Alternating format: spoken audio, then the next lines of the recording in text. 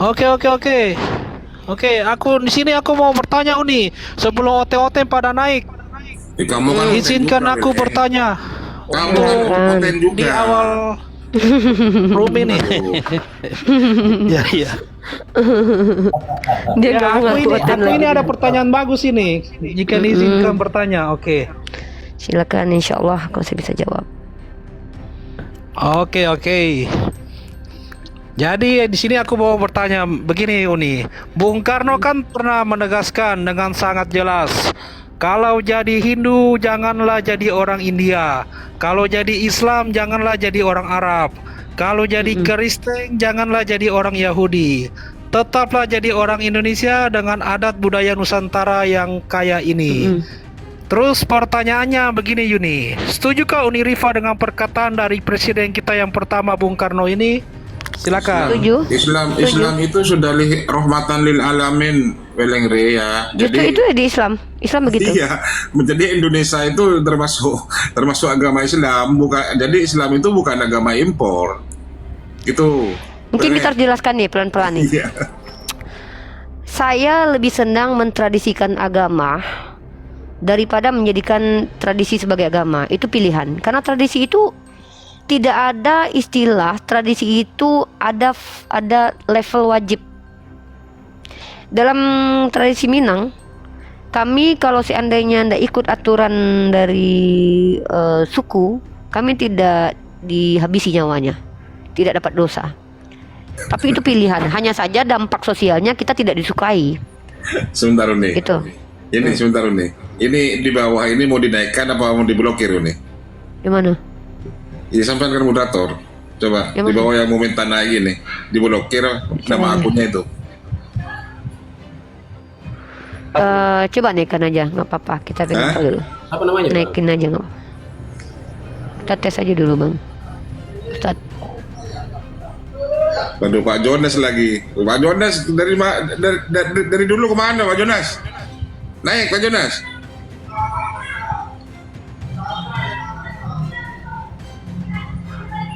Wah, ini Pak Jonas ini dari dulu kemana Pak Jonas?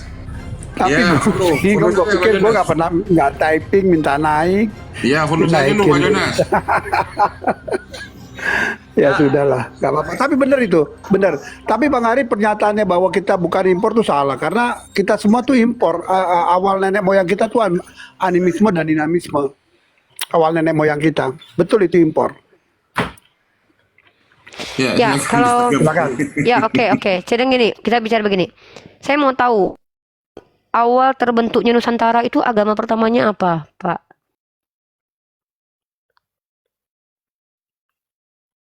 Awal Nusantara, ada sebagai Nusantara, ada manusia pertamanya di sini. Agamanya apa? Saya kira Iya, akun campur baru itu nih ya. teman-teman yang di bawah Belahan akun baru, mana- tolong di follow ya. Ada yang banyak nanya. Belahan mana ada Islam, belahan mana ada Buddha, ada Hindu. Saya kira campur. Tapi begini loh pertanyaan aku nih. Menurut Uni Rifa sendiri apa maksud dari perkataan Presiden Republik Indonesia kita yang pertama ini? Sejalan dengan agama pernyataannya Islam. itu. Iya. Sejalan dengan agama Islam itu. Dalam agama Islam diajarkan untuk tidak menjadi etnis tertentu karena Islam itu tidak berdasarkan etnis. Islam itu din, Islam itu way of life, bukan ras, bukan etnis. Jadi justru dalam Islam itu ayat-ayat yang melegitimasi tidak adanya rasisme adalah bangsa Arab tidak lebih baik daripada bangsa non-Arab. Yang membedakan kamu di mata Allah adalah iman dan takwamu, bukan etnis, bukan siapa bapakmu. Itu Islam. Nah, itu Islam. Begitu. Jadi saya tidak harus jadi orang Arab. Saya boleh bangga dengan keminangan saya. Saya boleh bangga dengan keminangkabauan saya. Tidak masalah. Tapi dalam Islam saya lebih ingin mentradisikan agama daripada mentradisikan agama daripada menjadikan tradisi sebagai agama. Karena itu antara karya manusia dengan karya ilahi. Kalau tradisi, yang disebut dengan tradisi, perbuatan turun-temurun yang dilakukan berulang-ulang karena ada kesepakatan bersama yang tidak ada kaitannya dengan Tuhan, maka agama adalah wahyu. Itu perbedaan antara tradisi dengan wahyu. Islam adalah wahyu, bukan tradisi. Islam itu wahyu. Islam adalah wahyu yang ditradisikan. Itu harus dipahami secara esensi itu. Begitu. Wallahu a'lam bishawab. Jadi poinnya Sebentar, begini, saya Uni lebih Rifa. fokus. Apakah Uni Rifa setuju dengan pernyataan Presiden Republik Indonesia kita ini? Loh, kan saya sudah jawab tadi. Apa kurang cukup penjelasan saya? Saya sepakat dan setuju, bahkan itu Islami sekali. Kan sudah saya jawab tadi itu. Iya. Selama ini kan ada istilah inkulturasi, akulturasi, engkulturasi, apa lagi tuh? Sinkretisme, kan itu ada. Istilah-istilah seperti itu ada. Dalam ranah sosial kan kita belajar itu. Dan kita harus paham apa yang disebut dengan sinkretisme.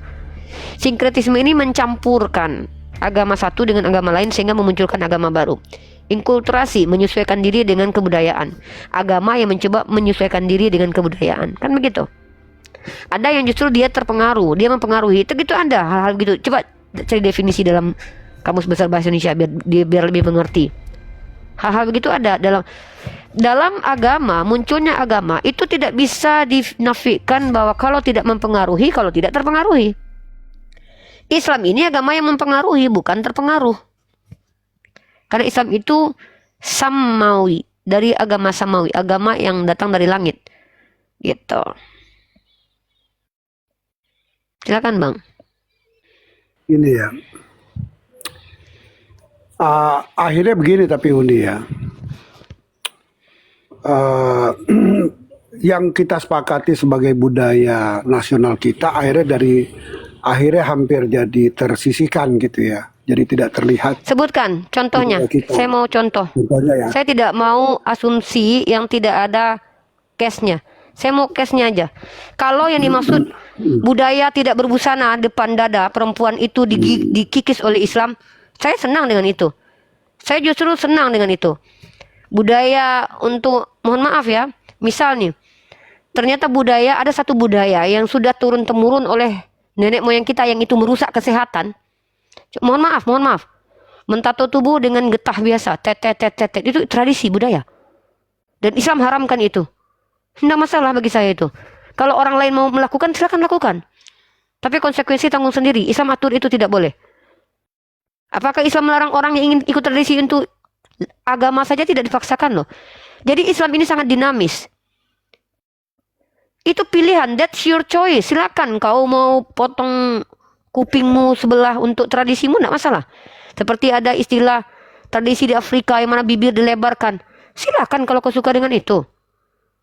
Kewajiban dalam Islam apa? Ketika kau jadi Islam, kewajibanmu adalah melaksanakan rukun Islam yang wajib, menjalankan anjuran Nabi Muhammad. Tak mampu menjalankan anjuran, silakan, kau tidak dikenai dosa, tapi kau rugi. Begitu dalam Islam.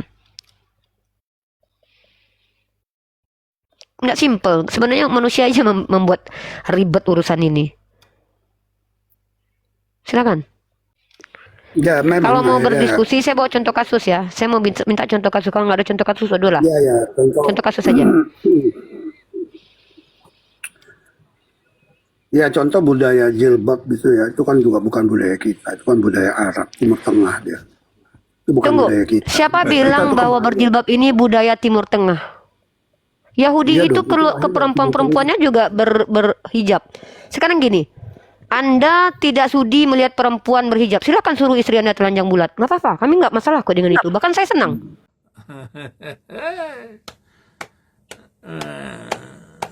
Istri dan anak Anda memperlihatkan kecantikannya di luar sehingga membuat orang birahi, it's okay, that's your choice.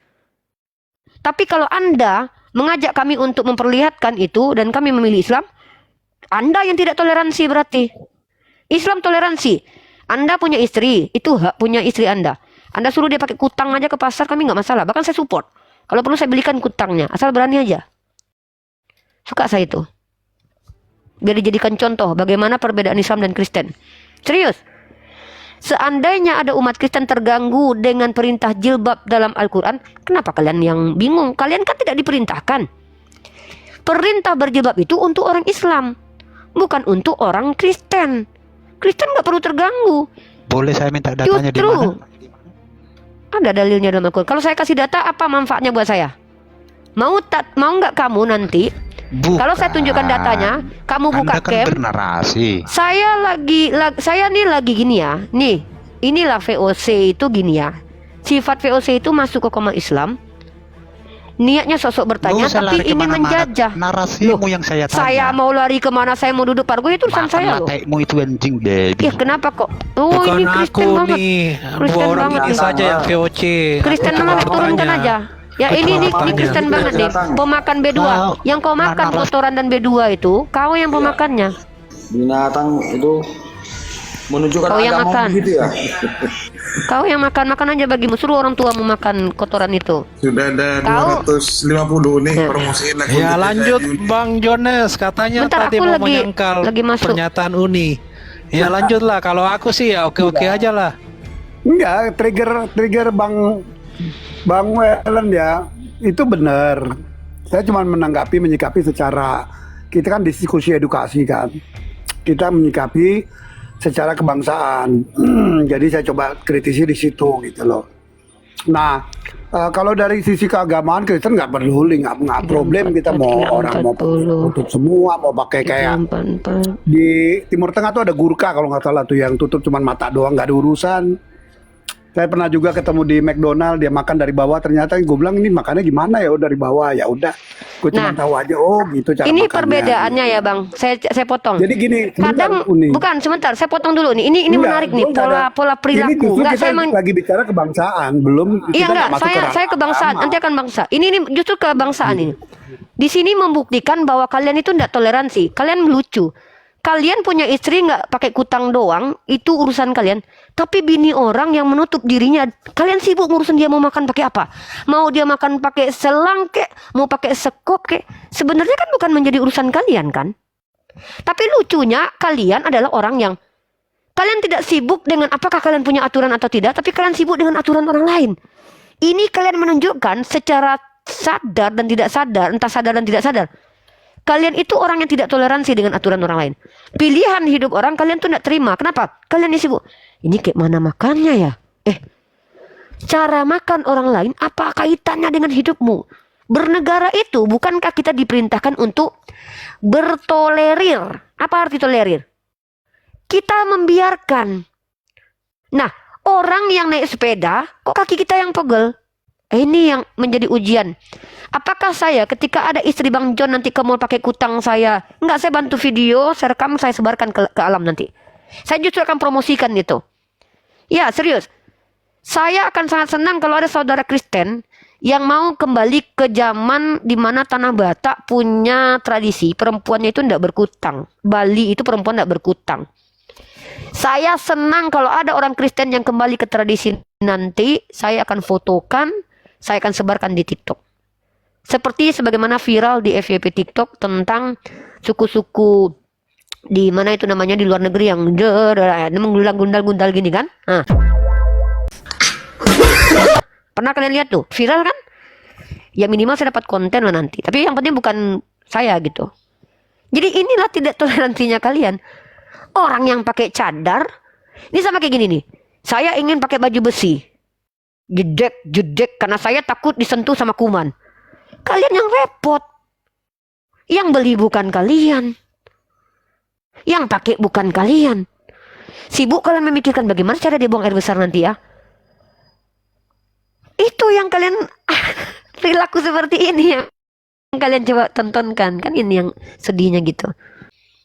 Ayolah kita bicara tentang tataran ajaran yang terkorelasi dengan kerelevanan dalam realitas kita. Itu lebih bermanfaat edukasi publik. Ngapain kita memikirkan rumah tangga orang, memikirkan pilihan orang, gitu, ya begitu. Silakan. Bukan kita nggak urusan secara pribadi, nggak ada urusan. Cuman kan kita lagi bicara ranahnya kebangsaan, bahwa bangsa itu punya tradisi masing-masing sendiri, tradisi nasional kita sendiri, dan itu bukan Indonesia yang seperti itu gitu. Nah itu kita bukan bicara pribadi, bukan bicara kok saya nggak ini, memang akhirnya karena kamu begitu kan, jadi saya juga lihat oh ini gimana sih dia? Oh gitu ya, nggak apa-apa urusan dia, itu kita sama sekali nggak peduli. Cuman di Kristen juga nggak peduli dengan hal itu gitu. Cuman maksudnya ini kan kita bicara kebangsaan, bahwa kebangsaan kita punya tradisi yang tidak, tadi Bu Soekarno sudah menyampaikan bahwa kamu boleh apa tadi ya berislam, berkristen, tapi jangan jadi Yahudi atau jangan jadi Arab. Jadilah Indonesia tetap. Itu maksudnya kan. Dan masalahnya saya Itu, bingung jadi- dengan diksi ini Bang John. Coba Abang renungkan. Maksudnya Jangan jadi Yahudi. Bentar Bang, saya mau tanggapin ini. Maksud dari jangan jadi Yahudi itu maksudnya apa? Yahudi itu kan bukan negara Bang. Ada orang Islam yang jadi Yahudi, kenapa? Emang Yahudi itu kan etnis. Masa nggak jadi boleh orang jadi tradisi Yahudi? Indonesia itu Nggak, tradisi Indonesia ini apa sih? Saya bingung dengan tetap Bang John sini. berakar kuat di bangsa kita nggak, kita Enggak, bicara kebangsaan, bukan bicara individu. Enggak, Kalau ini punya ini ciri saya khas lagi membela Indonesia. orang Yahudi nih. Nah, Saya itu lagi yang bela orang jadi- Yahudi nih. Bentar. Kalau nggak salah Saya Koalisi lagi Sehat bela juga orang. pernah bicara soal ini. Kalau nggak salah. Enggak, saya lagi bela orang itu Yahudi maksud nih ya. Saya yang Bentar. kita bicarakan tuh soal kebangsaan, Mbak. Coba fokus Enggak, dulu. Bang John Fokus itu dulu, coba. narasinya itu memframing itu, bahasanya rasis sekali itu. Enggak, saya nggak perlu bela sama siapa, nggak perlu. Jangan. Saya justru Loh, lagi sedang saya kan- memudahkan Saya lagi untuk nunjukin melihat abang bagaimana rasis. Indonesia gitu loh. Gitu. Bang, justru dengan seperti itu abang rasis. Abang bilang Oh, jadilah rasis, Indonesia tapi nggak ada jangan yang jadi rasis. Yahudi. Oh, gitu? Yahudi itu bukan negara. Kalau gitu Yahudi itu pidato etnis. Soekarno rasis dong. Bukanlah kata Soekarno. Iya, Kalau kita tapi kan dia punya berindonesia, tradisi. ya makanya. Coba pidatonya gimana? Coba. Aduh, saya bingung dengan kalian nih ya Nah, ampun. coba Bang Welengri. Kalau kalian- yang hafal Bang Ini Welengri. Coba Aduh, Bang Welengri. parah. Karena Triggernya menegaskan izin bagus tuh Bang Welengri. Bung Karno Silakan, Bang menegaskan Welengri. Iya, dengan tapi sangat trigger jelas Pak kan. Soekarno bagus, tapi Iya. Anda membaurkan maknanya gitu loh. Ya, jadi gini loh statement dari Bung Karno. Kalau jadi Hindu jangan jadi orang India katanya. Kalau jadi lanjut. Islam jangan jadi orang Arab. Kalau jadi Kristen jangan jadi orang Yahudi. Nah, Tetaplah itu jadi baru orang masuk. Indonesia. Itu baru masuk. Orang Kristen nggak bisa jadi orang Yahudi karena Kristen Ah. adalah sekte, Yahudi adalah etnis, nggak nyambung. Kalau Iya. bilang janganlah kalian kalau jadi orang Indonesia jadi orang Yahudi. Lah, Yahudi itu etnis. Itu keturunan itu kaitannya dengan darah loh. Nggak ada kaitan dengan pemikiran. Karena kadar Allahnya bukan kebetulannya karena Allah atur sekaligus etnis sekaligus agama. Nah, jadi kalau Anda bilang jadi Kristen jangan jadi Yahudi, emang kalian apa kaitannya kalian Kristen bukan Yahudi? Yahudi itu etnis. Nah, itu baru saya sepakat. Tapi Bang John membaurkan. Makanya kalau mengutip ucapan seseorang itu seperti Bang Weleng.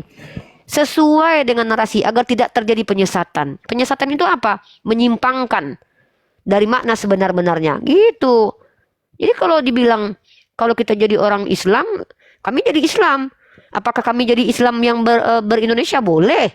Karena Islam sejatinya tidak bertentangan dengan aturan Indonesia.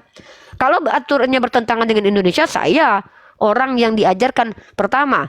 Kalau mudaratnya sedikit, hanya mudaratnya ke saya, bahkan dipukul pun sama pemerintah, saya tidak boleh melawan. Tapi kalau sudah akidah yang terganggu, diusir dari kampung, telah diizinkan kalian melawan. Nah, itu Islam. Tegas, nggak ada beleng-belengnya. Iya, yang tadi itu belum selesai. Tetaplah jadi orang Indonesia dengan adat budaya Nusantara yang kaya ini. Begitu kata statement dari Bung Karno. Silakan. Tentang Weleng, ini masalah sensitif, masalah kebangsaan, tidak bisa dimasukkan ke dalam ranah diskusi ini. Karena ranah diskusi ini ranah diskusi lintas agama kan gitu kan. Nanti hal-hal yang sensitif yang berhubungan nasionalisme, terutama suku dan bangsa kan gitu. Itu nanti menjadi sorotan. Kita bahas tema saja, bahas topik yang Weleng sukai. Weleng ini kan Kristen kan? Oke ya. Bentar, Weleng Kristen. Tadi kan aku cuma bertanya Bang. Ya, Bang Weleng Iya. Kristen. Iya, aku ini Kristen. Mana ini teman-teman yang Kristen Ya udah, ini biar aku statement dulu. Oke, Ya, aku kita mau tanya Kristen, kalau gitu. berapa Kristen? Bang Johannes ini Kristen, teman saya dari dulu ini. Iya, Apa Bang yang Jonas. Anda narasikan? Apa yang Kristen. dinarasikan, Weleng? Ya, Bang Titan, Titan Kristen Bang juga ya? Titan Kristen juga kah? Ya siap, saya Kristen. Oke, Oh iya, begini ya, aku bernarasi sedikit nih. Ya, silakan Weleng dulu, silakan. Oke, sabar Bang Jones. Aku bernarasi sedikit Siap, ya. siap. Aku ini ibaratnya Kristen Bang yang sudah tersadarkan dan tidak lagi menuhankan makhluk yang bernama Yesus Kristus itu yang yang Anda sembah sebagai Tuhan, tapi dia hanyalah utusan atau nabi seperti pada umumnya. Seperti itu Bang. Silakan. Bisa ditanggapi oleh teman-teman Kristen lainnya? Ini kok jalannya sendiri ini, Bang Jones? Silakan. Ya mau gimana lagi? Yuk, tawa yuk. Tahu aja, gak apa-apa. Yuk. Thank you, Weleng. Ya, gini ya. Sebenarnya hakikat Oh, Kristen sudah itu ngomong ya. adalah Kalau belum pengikut ngomong biar aku Kristus. mau tambahkan lagi sedikit. Ya biarlah, lanjutlah. Sebentar, Weleng. Saya pertegas dulu ya statement Anda. Jadi begini, sebenarnya kan ditegaskan di dalam Alkitab juga bahwa Kristen itu pengikut Kristus Yesus. Kan begitu. Jadi, nah itu pengikut Kristus Yesus itu yang mempercayai bahwa Yesus itu Kristus Tuhan. Jadi kalau dia nggak percaya Kristus, Yesus Tuhan, sebenarnya dia bukan Kristen sebenarnya. Di mana ada ayatnya Bang di Bible yang mengatakan bahwa Yesus itu Tuhan Bang? Di mana ada Lukas ayatnya 2, Bang? Lukas 2 ayat sebutkan. 11. Banyak tuh banyak Ya, tuh, banyak apa tuh. berbunyi apa Bang? Coba Jadi saya baca ya. ya dibacakan Bang. Jadi ini pengakuan dari malaikat sendiri. Bagaimana malaikat berkata, telah lahir bagimu Tuhan juru selamat. Saya baca ya, Lukas 2:11. Hari ini telah lahir bagimu juru selamat, ya, yaitu Kristus Tuhan di kota Daud. Jelas ya. Jadi orang malaikat sendiri menyatakan bahwa Yesus adalah Tuhan. Penguasa. Arti kata Tuhan itu penguasa. Silakan. Oke, saya boleh masuk ya. Tapi narasi Titan, kalau kita cermati tulisan Lukas 2:11 itu bro, coba kamu teliti ya. Lukas 2:11 itu bukan mengarah ke Yesus, tapi juru selamat, Mesias, orang yang diurapi Tuhan. Coba hari Kamu baca ini itu, yaitu Kristus. Kepada siapa Kristus itu? Gantian dulu. Komal saya itu bukan komal pasar ya. Gantian dulu. ganti lah Titan. Kamu Silakan, kan silakan. Ya, gantian di mute. Ya, yang nggak berkepentingan untuk berdasarkan di mute dulu gantian. ganti Titan. Kamu kan apologet. Apologet biasanya agak beda dengan jemaat ya. Ganti bro ya. Bang Andi kok berisik banget, ramai banget Bang Andi. Iya, ini Itu lu keluar dulu dari pasar, keluar dulu dari pasar. ada teman-teman lagi kumpul sini. Oke. Saya Lu sebentar jualan ya. di pasar, Jadi keluar dulu lah, coba jualan cermati tinggalin dulu. Oke, coba cermati kata-kata itu. Hari ini telah lahir bagimu juru selamat, Kristus. Kita tahu Kristus ya. Kristus itu artinya orang yang diurapi Tuhan. Kenapa ada Tuhan lagi di ujungnya? Kristus itu orang yang diurapi Tuhan, berarti dia bukan Tuhan, bro. Makanya kedua kontradiksi itu dengan Roma 14:9. Karena di situ telah lahir, sejak lahir artinya sudah jadi Tuhan. Sementara Roma 14:9 setelah mati dan bangkit baru jadi Tuhan. Dan kontradiksi dengan Lukas 22 nomor 22 lagi. Karena setelah genap 8 hari dibawa kepada Tuhan. Gitu, coba dijelaskan Titan, silakan jelas. Begini Jadi, Bang Mantan, tadi kan silakan, kita siapa bertanya duluan? sama aku, jadi aku menjawab ya. Ya ini menurut opini aku ya. Ya seperti itu ya. Oke, aku jelaskan ya. Sebenarnya ajaran Kristen itu Bang Titan ya, atau kekristenan ini sendiri adalah ajaran Paulus yang sengaja menjual nama Yesus itu sendiri Bang. Nyatanya terlihat pada Alkitab itu sendiri, khususnya Perjanjian Baru, yang dimana 14 kitab dalam Perjanjian Baru itu ditulis oleh Paulus itu sendiri sebagai rasul utusan Romawi. Kitab-kitab itu kitab-kitab itu sendiri nih antaranya. Belengri. Ya, Bang. Iya, ya, host. Iya. Anda kan Kristen. Iya, betul. Anda kan Kristen kan? Iya, betul, Bang. Iya. Kenapa Anda sampai berlawanan arah dengan teman-teman Kristen yang lain? Silakan. Begini Bang Host, ini sebenarnya itu ajaran dari Bible itu sendiri, banyak dari doktrin dan dogma dari Paulus itu sendiri. Biar aku lanjutkan ya, kitab-kitab itu sendiri yang ditulis oleh Rasul Paulus diantaranya Kisah Para Rasul, Roma, 1-2 Korintus, Efesus, Filipi, Kolose, 1-2 Tesalonika, 1-2 Timotius, Titus, Filemon, Ibrani. Jadi seperti itu Bang. Terus aku mau lanjut ya. Nah, aku akan menjelaskan di sini jika diizinkan siapa Paulus itu sendiri. Paulus itu adalah nama dulunya. Nama Paulus dulunya bernama Syaul At-Tarsis, atau dalam tradisi Nasrani dikenal dengan nama Saulus. Ini terambil dari kitab Kristiani Cub. Cek di YouTube Bang ya. Datanya ini ada di YouTube. Ya, aku lanjut ya. Permusuhan antara Paulus dengan Nabi Isa, atau yang di Bible sendiri menyebutkan Yesus, mendesaknya dan menyebabkan Saulus masuk ke dalam ajaran agama tersebut. Kemudian Saulus memerangi dengan senjata yang paling mematikan, yakni senjata yang meruntuhkan dari dalam, di mana Paulus menghasut rakyat jelata agar mempercayainya sebagai kawali ke-13 yang mendapatkan amanah melanjutkan ajaran Nabi Isa, atau yang di Bible disebut yang dikatakan dengan Yesus. Paulus ini merusak lambang-lambang dan menghapus corak-corak agama tersebut. Dengan kecerdikannya, Paulus berhasil merubah banyak ajaran umat Nasrani yang bertentangan dengan ajaran yang disampaikan Nabi Isa atau Yesus itu sendiri. Ketika Nabi Isa sudah menghilang dari dunia, tidak ada lagi yang melindungi dan menjaga ajaran Isa atau ajaran Yesus ini dari ancaman-ancaman dari luar.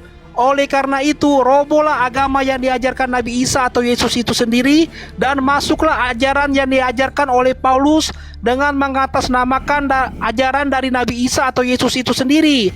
Akhirnya, Paulus mengatur segala atribut keagamaan kekristiani dan melambangkan paham Salibian di dalam gereja buatannya. Adapun pengikut dan kaki tangan dari Paulus itu sendiri, yakni Silas dan Lukas. Riwayat Lukas akhirnya diakui gereja dan dikenal sebagai Injil Lukas. Jadi di sini aku mau menekankan bahwa Injil Lukas juga jangan terlalu dipercayai di dalam Bible itu sendiri, karena ini adalah bagian dari kaki tangan dari Paulus itu sendiri. Silakan Bang, tambahkan. Oke, saya simpel aja sedikit sama si Wenger ini. Wenger. Ya, ini semua ada data Bang ya. Oh, iya. Data Pertanyaan saya gini aja, Wenger. Tadi kan ditanya, siapa Yesus dalam hidupmu? Tuhan, saya bilang. Saya dari tadi tidak pernah mengutip ayat Paulus. Kok nyalakan Paulus? Saya mengutip Lukas. Lukas itu surat Paulus enggak? Justru kesalahan terbesar Enggak, saya Bible tanya itu kamu. karena peran dari Paulus itu sendiri ya Lukas Bang. itu surat Paulus enggak? Paulus lah yang mendoktrin dan Saya pakai surat Lukas. Kristiani itu sendiri Bang. Aduh, sudah nggak tahu apa-apa ini. Waduh. Kayak gini kamu debat. Kelasmu kayak kelas ikan kering. Dia pakai data tuh Tita. Saya pakai surat Paulus enggak menyatakan Yesus Aku Tuhan. bawakan data tadi Bang. Enggak, kenapa kau nyalakan Paulus? Saya dari tadi nggak pernah pakai surat Paulus tadi. Harus Saya nggak memakai pernah data juga Bang. menyatakan Yesus Tuhan pakai surat Paulus tadi. Saya pakai surat Lukas. Kenapa kau nyalakan Paulus? Lukas itu kan dokternya Paulus. Lukas Apa ini? itu bagian dari kaki tangan dari Paulus itu sendiri. Lukas Agak itu sudah juga sebutkan. para murid juga satu. Mana data kalau Lukas murid Oke, Yesus saya buka coba? ya. Petrus Buka. mengakui bahwa itu Lukas adalah muridnya. Buka di Di sini. mana? Coba. Kamu buka di sini ya. Biar saya ajari kalian. Ya. Buka Lukas 10 ayat 14. Kak. Lukas 10 ayat 14. Ya, itu salah satu muridnya 70. Sebentar, nanti saya buka Loh, Petrus bentar mengakui. dulu. Ya, Yang satu-satu baca dulu ayat satu-satu dulu. dulu. Saya akan Lukas satu-satu. 10 ayat 17. Ah. Baca. Baca dulu. Oke, kita baca. Itu 70 murid di antara satu Lukas. dulu. Coba. Ya, Lah. silakan. Dari mana kamu tahu di antara Ya, nanti saya kasih nanti ayat selanjutnya. Ini gimana ini kok GG ini diskusi kalau kita Ya, nanti saya kasih. Kamu buka di Lukas antara 24. ke-70 orang itu ada Nah. aku di situ, nggak tahu kau. Oke, 70, oke. Sebentar, kamu Loh, buka Lukas 24. yang ditanya buka Lukas 24 ayat Lukas. 24. Buka Lukas 24. Loh, ini kok Biar kamu aku tahu dulu ini? satu-satu. Gimana Ngerti ini? nggak kamu? Coba sama Bang Weleng dulu ya. Ini Bang Weleng aja belum tentu tembus kau, apalagi sama aku dah sama Bang Weleng. Kamu nggak ada Lagi apa-apanya urusan sama kita. aku. Coba. Bukan nggak ada apa-apanya, kau udah berbohong. Katanya di Lukas ada pernyataan Lukas murid Yesus. Coba tunjukkan Lukas pernah ketemu Yesus di mana coba? Enggak, saya akan ajari sebentar. Saya kasih ya. Sebentar, saya kasih. Udah sama Bang Sebentar. Weleng, maju aja Bang Weleng. 70 Nih, kamu orang buka. itu ada Lukas. Kamu buka. Enggak, biar saya kasih ajar kamu. Kok nipu? Kamu ngajarin saya tuh pakai apa? Ya pakai dalil. Pakai apa? Markus itu ketemu sama Lukas. Kamu tuh nggak 2 Timotius 4, bukan 2 Timotius 4. Yang saya tanya Lukas. Lukas ketemu Yesus di mana? Markus. Mana didiskusi nggak ngerti. Markus kan satu Markus derajat. mana? Ya, Markus yang mana? Markus yang mana? Markus yang mana? Markus siapa? Anak siapa si Markus itu? Yang menulis Ya kitab memang kamu nggak atau Markus detail. mana? Tetapi kan itu kan Lukas itu masa hidup sama Si satu Joni hidup. juga pernah ketemu Petrus. Tuhanmu, si Joni. Tahu nggak si Joni? Joni bin Maun. Aduh. Ada dia salah satu di antara 70 orang itu, namanya Joni bin Maun. Kenal? Mamanya Markona namanya. Kenal nggak? Ya dibully lah, masa enggak pula? Kamu tahu nggak Justus? Kamu tahu nggak Justus? Kamu Siapa tahu nggak Yustus? Justus? Apa urusan Yustus dengan Lukas? Itu ketemu buka Kolose 4 dari Yesus Iya, yang nama si- Justus. emang Hanya dari mana ketiganya kamu tahu? antara mereka menjadi teman sekerjaku. Dari mana kau tahu Hah? ketika si Yustus ketemu Lukas dia mengajarkan agama Ya, bukan lagi maksudnya siapa? Justus Gimana ketemu ini? dengan Paulus. Gimana sih kamu? Dari mana kamu bisa Justus menjelaskan itu kalau si ketemu Lukas sama Paulus dan Justus itu murid Lukas yang Yesus. saya tanya ini kok Enggak, Kaburan. saya tanya kamu, Justus itu murid Yesus nggak? Apa ini? Justus Ya, itu murid coba. Yesus nggak? Si Saya tanya Yustus kamu. kalau belajar sama Justus ketemu Yesus nggak? Saya tanya kamu, Justus ketemu Yesus nggak? Aku marah-marah. Enggak, saya tanya kamu, Justus ketemu Yesus nggak? gantian. Dan Yesus ketemu Paulus. teriak-teriak guk guk guk. Nah, Gimana? Jangan ngabasar. Kan Masa itu kan bisa satu aja, Kau Bang, jualan kita. cabe. Biasa Santai aja. aja, Justus nggak usah ketemu Yesus ngegas. nggak? Supaya Santai, ajarin Santai kamu. aja bang. Enggak, Santai supaya lah, dia enggak. bro. Iya, saya santai. Santai, tapi teriak-teriak. Sabarlah, Bre. Pertanyaannya coba dicerna baik-baik. Di manakah tertulis Lukas pernah ketemu Yesus? Itu pertanyaannya, bukan Sekarang Lukas saya ketemu tanya kamu, Yustus. kamu kenal Justus enggak? Siapa? Saya nggak kenal Yustus. Yustus. Siapa Yustus? Yustus Ya, siapa? Justus salah satu murid Yesus. Ya coba. 70 murid. Yesus tuh, Ya. Yustus. Yang saya Nah, tanya, ya. sekarang saya tanya kamu, Justus Oh, ketemu nggak sama ini- Paulus? ini orang Enggak, saya yang tanya saya kamu, Justus ketemu nggak sama Paulus? Sekarang yang pertanyaan saya, kamu coba ulangin dulu pertanyaan saya. Coba pertanyaan saya gimana? Kan kamu tanya, sejak kapan Lukas ketemu dengan Yesus, betul? Ah, bukan. Di mana tertulis Lukas bertemu Yesus dan Lukas adalah murid Yesus? Ya memang Di mana nggak ada tertulis, tetapi kita bisa menghubungkan. Paham tidak? Aduh. Ya udah, kalau nggak ada tertulis berarti tidak. Ya, tapi kan kita bisa menghubungkan bahwa Justus itu satu Ya zaman saya juga dengan bisa menghubungkan. Dulu ada yang 70 orang yang makan ikan goreng itu, saya itu ada di situ waktu itu. Juga saya bisa hubungkan kayak gitu. Justus kan ketemu dengan Yesus. Justus juga Kalau ketemu dengan hanya asumsi, Lukas. saya salah satu perempuan di belakang Maria Magdalena waktu dia mencium kaki Yesus, ada waktu itu saya. Percaya nggak kamu? Kamu Saya memang nggak- kalau dikasih paham, ya kamu kan saya jelaskan. Bukan nggak terima kasih paham kamu, metode kamu itu kalau saya juga pakai saya bisa. Metode namanya asiomsiologi namanya itu. Enggak, saya pakai dalil. Loh. Mana dalilnya Lukas ketemu Yesus? Kan itu dalil. Ah, Ya secara dalil dalil. tetap nggak ada, tetapi Ya kan sudah, itu jawabannya. Paulus kan Clear, ketemu apalagi. dengan Justus. Justus kan nggak murid Yesus. Lah, saya kapan? dulu ketemu Maria Magdalena. Sejak Dia kapan nyium kau kaki ketemu Yesus, saya Maria ada di Magdalena? situ. Ada lah pokoknya. Dalilnya nggak perlu ada. Kan kamu juga nggak menunjukkan dalil. Loh, tertawa kan? Tertawa kak dengan jawaban saya? Aduh, hati tersiksa tapi mulut ketawa juga kan. Inilah Dan harusnya saya Markus. tertawa dengan jawaban kamu. Nah ini kalau cuma asumsi bilang masa juga kamu bisa. berasumsi kamu. Loh, Udah, coba pertanyaan kita lain. ulangi diskusinya. Pokoknya Bentar, saya jangan jawab. pertanyaan lain. Nih saya tunjukkan nih. Pertanyaan Unirifa kepada Abang Titan apa, saudara-saudaraku? Di manakah tertulis Lukas bertemu dengan Yesus? Dan seandainya Lukas pernah bertemu dengan Yesus, akan muncul pertanyaan baru. Apakah pertemuannya itu waktu itu Yesus bukan minjam uang? Apakah mengajarkan agama? Tunjuk Pak, datanya. pertanyaannya yang bermutu lah. Kenapa kayak gitu? Saya pertanyaan? sama si Titan ya, kalau nggak diajak Iya, ngobrol, pertanyaan nggak dulu seperti lah. itu. Saya kan sudah saya bilang. Saya lagi nggak Kembali ke bertanya. tadi. Saya ini Enggak, kamu kembali ke ngerti tadi. metode Saya ilmiah. mengutus Oke. surat Berdua. bahwa Yesus adalah Tuhan. Saya tidak mengambil Paulus. Gabriel. Kontak aku aja Gabriel. Dia menyalahkan Ini Paulus. akun baru Gabriel. Titan, pernah kuliah nggak? Oh pernah dong. Ya, coba sebutkan metode ilmiah yang pernah diajarkan. Enggak usah kamu. kesana dulu. Nggak usah Loh. kesana dulu. ah itu tanda itu. Tanda on. Oh, macam dosen Kumaha berita. eta? Usah Masa kesana kita dulu. bicara tentang metode tapi nggak tahu metode mengambil informasi ini gimana ini? Tahu dong. Nggak usah Ai, nguji-nguji gitu. Loh, kau siapa? Kau ngelarang aku nguji-nguji, siapa kau, Gabriel? Karena aku nggak nguji kau. Aku mempertanyakan kepada Titan yang kusampaikan tadi itu metode. Ketika walaupun kau bisa jawab. Oke, saya jawab ya. Oke, saya jawab. Belum Cara selesai. saya. Apa yang dijawab? Iya, langkah-langkah Kau saya, jawab metode apa, saya, abangku? metode ilmiah saya. Abangku, apa yang kau jawab kalau pertanyaan belum kulemparkan ke publik? Ya, kamu kan tanya Wahai- bagaimana langkah-langkah metode ilmiah. Apa yang kamu lakukan? dengar dulu makanya. Diskusi kalau cuman mau Ya, menang-menang silakan. suara, Anda menang lah, saya kalah ya. Anda menang udah. Apalagi kalau lomba ngotot-ngototan, udahlah menang aja. Tadi saya bertanya kepada Anda, mengkonfirmasi bahwa Lukas itu tidak mengikuti ajaran Paulus, tapi mengikuti ajaran Yesus. Secara dalil, kita tahu, bahkan secara historis, nih saya kasih Anda data dulu ya. Nih, saya pakai data ya. Ini data sejarah loh. Bahkan kalian lebih tinggi sejarah kadang daripada apa yang disampaikan agama kalian. Nih, lihat nih. Sorry ya, nih kita tunjuk. Mohon maaf nih, kita pakai data aja. Bang Titan mau terima syukur, enggak juga nggak apa-apa.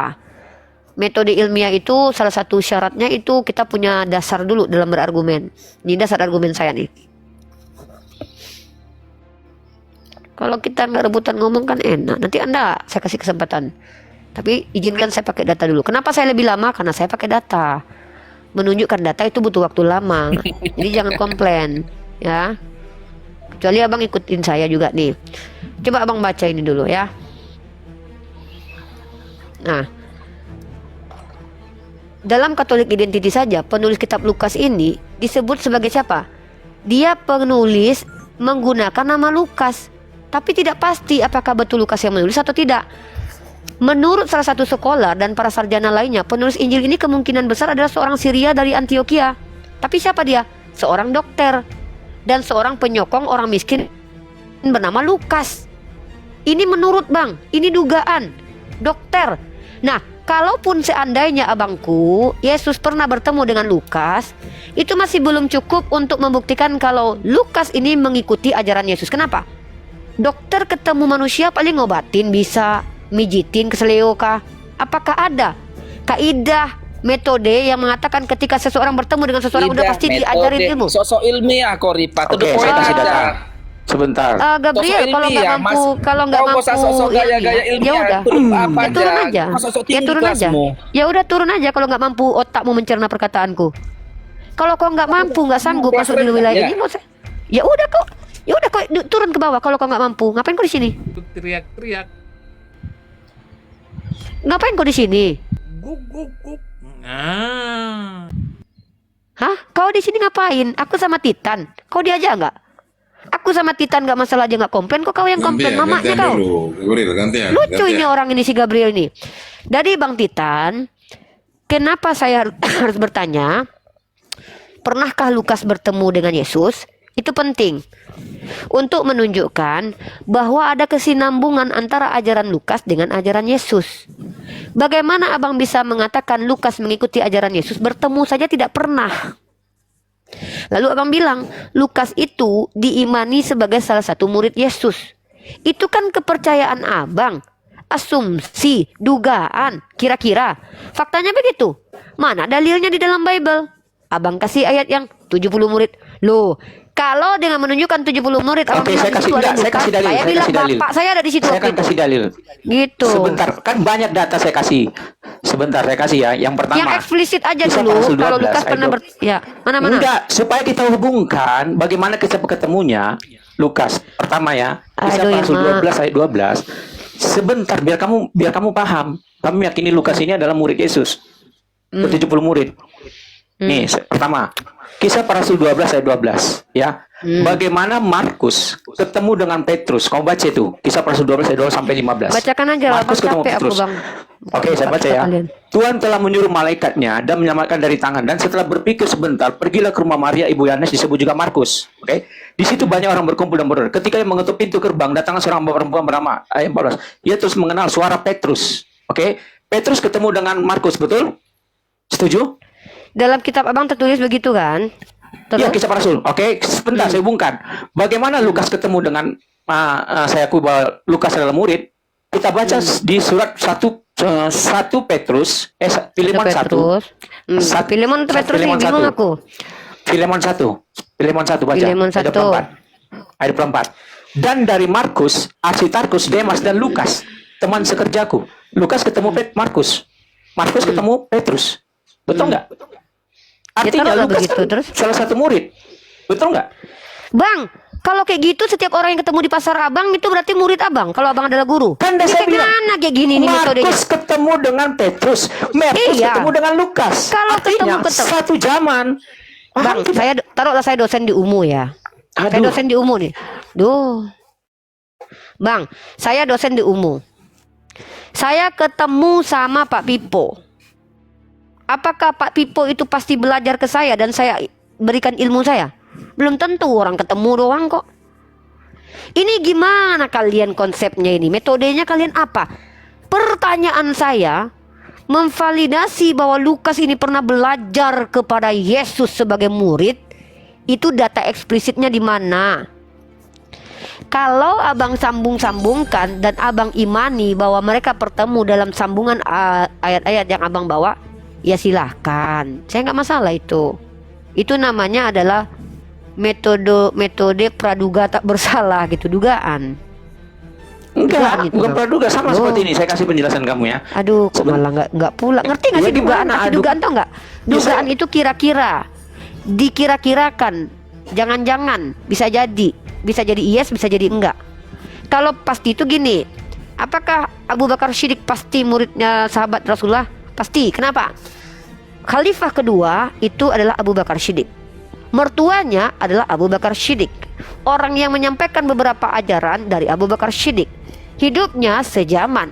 Berperang mereka barengan. Kemana-mana mereka barengan. Maka secara pasti berdasarkan bukti-bukti dari teks-teks telah dipastikan Abu Bakar Siddiq adalah sahabat dari Rasulullah. Ketika ada pernyataan bahwa si Lukas belajar kepada Yesus, harus diselidiki mana data secara eksplisit. Jangankan eksplisit, implisit pun nggak kena tuh. Jangan karena pernah bertemu lalu dikatakan orang itu langsung belajar mengajar. Yesus itu adalah pengajar. Katakanlah aku kurios dan pengajar. Dia belajar mengajar. Yang diajarkannya adalah orang yang ditemuinya. Kalau ada si Lukas ketemu sama si Markus, apakah Lukas belajar tentang ajaran Yesus kepada Markus? Itu pun juga harus jelas. Kalau hanya sekedar bertemu, dosen umum bertemu dengan seger-seger di pasar. Ya, tiba-tiba 100 tahun akan datang, si seger-seger belajar sama Uniripa itu. Dia pernah ketemu di pasar. Padahal saya ketemu sama dia mau jual ginjalnya dia waktu itu. Kan lucu Ya ini. gini aja, saya balik tanya kamu. Di Ya udah, mana tanya aja lah. tertulis di Quran, ya, Muhammad ketemu dengan penulis Quran, silakan. Mana datanya? Kok di Quran? Kenapa harus iya di dong. Quran? Ya saya tanya di Quran, kamu tanya di dalil Alkitab, saya tanya di Al-Quranmu. Al-Quran Gimana? itu adalah perkataan Allah. Iya, Emangnya makanya saya tanya literat. Kamu di kejar hadis seperti itu. Saya bisa menghubungkan. Ya, sejarahnya silakan. ada. Di mana di hadis? Cari berapa? Ya, ada. Cari Ini di mana ada. bahwa Ada. penulis Quran ketemu dengan Muhammad. Silakan. Ada Mana? lah Zaid Dan bin Muhammad- Sabit itu buat Ya mana? Tunjukkan. ini ada. Ya sabar tunjukkan lah. dalilnya. Nunjukkan Bahwa itu Muhammad kan langsung menyuruh, sering silakan. Ini kan ada dalilnya nih, gimana sih? Ay mak jam, bang kalau sabar dong ya. Kasih pertanyaan yang sulit lah. Pertanyaan kayak gitu mah gampang kali. Nah, ini dia. Kita lihat batu kemenangan dulu ya. Ntar dulu ya. Kalau di Quran nggak ada ya? Di Quran nggak ada ya? Nggak, kamu jawab dulu. Di Loh. Al-Quran nggak ada ya? Ngapain Allah? Iya, di Al-Quran nggak ada. Karena Al-Quran itu kamu jawab bukan dulu, di kisah Al-Quran Nabi nggak ada Muhammad. kan? Lah memang nggak ada. Iya, oke, nggak ada. Di Al-Quran nggak ada. Berarti Al-Quran dibantu berarti- dengan hadis. Silakan. Loh, kamu Ya, tahu arti Al-Quran Al-Quran apa? nggak bisa berbuat apa-apa Enggak, tanpa tunggu, hadis. Silakan. Di hadis Ya, saya mana? tanya. Al-Quran itu apa coba? Al-Quran apa? Al-Quran itu apa? Kamu tahu? Ya, Al-Quran saya itu kira apa? semua tahu. Al-Quran itu wahyu dari Apa? Allah. Apa? Iya, wahyu dari Allah kepada Muhammad. Tunggu. Wahyu itu apa esensinya? Duh, Bang. Ya, semua orang Bang, kalau saya kira begini. tahu wahyu itu. Apa itu Saya wahyu? kira itu? semua sudah tahu wahyu itu apa. Wahyu itu adalah informasi dari Tuhan kepada nabinya. Iya, saya kira sudah tahu yang semua. berupa Nggak usah dijelaskan yang lain. Loh, gimana mau mendapat ilmu? Ini bukan cari ilmu Anda ini. Anda mengkritisi sesuatu yang esensinya udah gagal. Sama kayak gini. Udah nih. kita langsung aja ke tadi saja. Tunjukkan lemon yang berwujud segitiga. Ini kan lucu. Lemon esensinya bentuknya bulat. Anda minta yang segitiga. Sama. Bukan Rifa, saya hadis bilang tidak- semua sudah pasti Bro, tahu apa itu wahyu. Ini kalau mau diskusi sama saya, jangan buang waktu saya. Saya diskusi itu ilmu, Bang. Bukan kan saya bilang. Kalau menang, Ya, silakan. Kalau menang bodoh-bodohan, abang menang. Menang keras-keras suara, abang menang. Saya kalah lah. Ngalah saya, abang.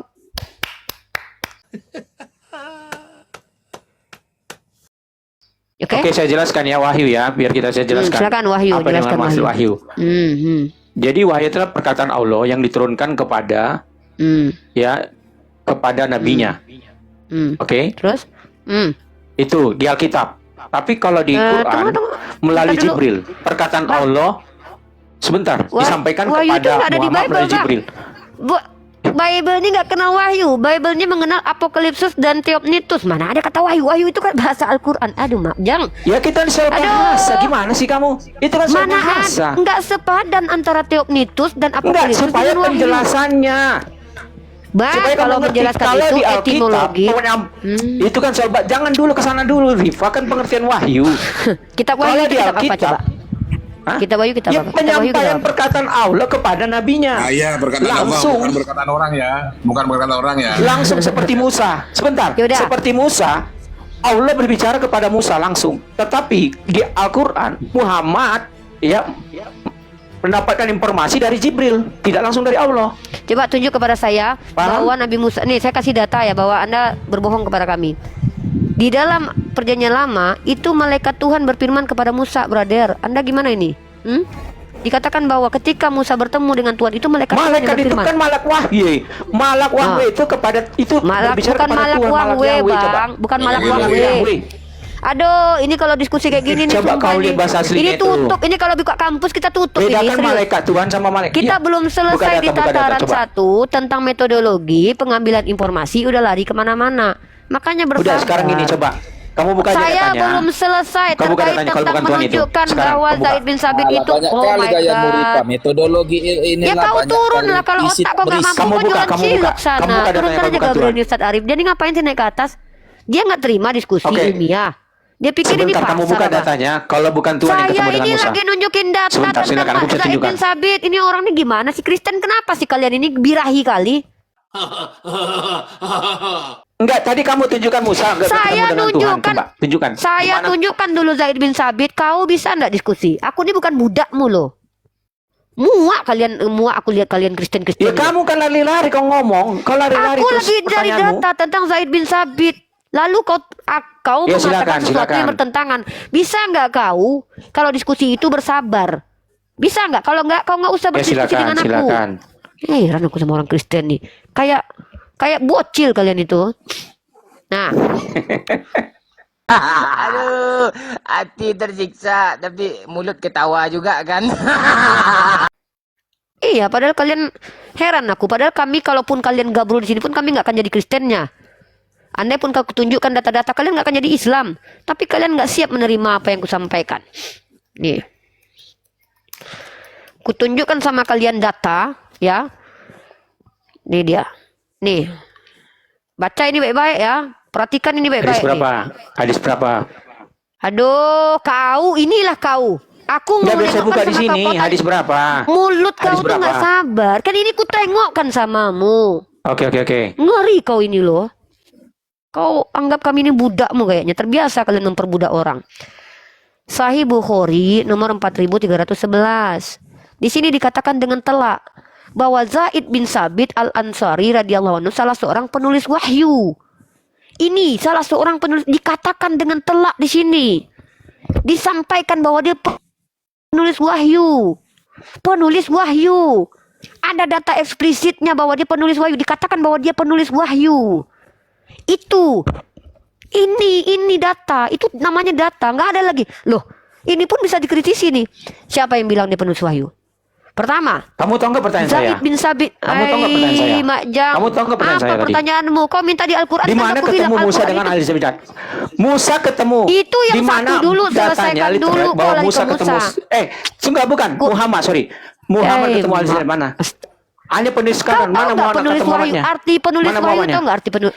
Ngerti nggak penulis Mana wahyu? ketemu Muhammadnya? Kan saya tanya. La ilaha Di illallah, mana ketemu penulis- Muhammad? Kamu ngerti nggak pertanyaanku? Ngerti nggak pertanyaanku? Di mana Muhammad ketemu dengan Said bin Salid? Saya nggak tanya penulis wahyu. Ngerti nggak pertanyaanku?